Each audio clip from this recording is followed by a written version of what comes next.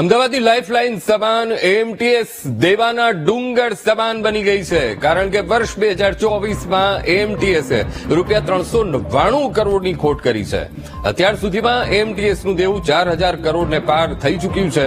તો ચાલુ વર્ષે એએમટીએસને 541.66 કરોડના ખર્ચની સામે 141.80 કરોડની જ આવક થઈ છે. તો ચાલુ વર્ષે થયેલી ખોટ ગત વર્ષ કરતા 35 કરોડ વધારે છે.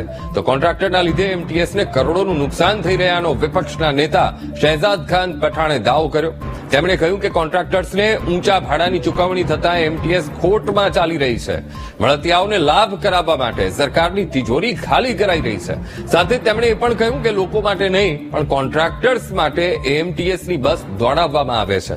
મહાનગરપાલિકા પાસે પોતાની માલિકીની 700 બસ હતી, જેમાંથી હવે માત્ર ને માત્ર 50 બસ જ રહી છે.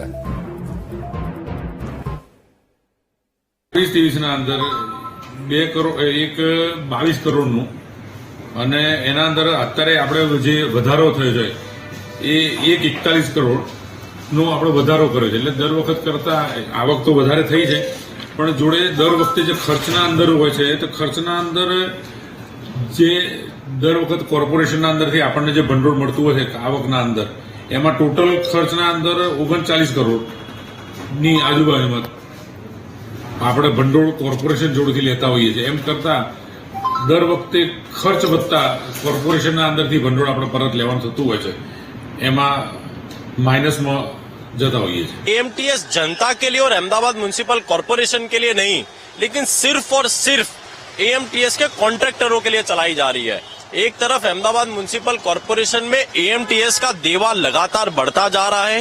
इस वर्ष ही 400 करोड़ का देवा एएमटीएस में हो चुका है और करीबन 4500 करोड़ का देवा अभी तक अहमदाबाद म्युनिसिपल ट्रांसपोर्ट सर्विस के ऊपर है. लेकिन सबसे बड़ा सवाल तो ये उठता है कि एक तरफ इतना बड़ा देवा होने के बाद भी एएमटीएस चलाने वाले कॉन्ट्रैक्टर मालामाल होते जा रहे हैं.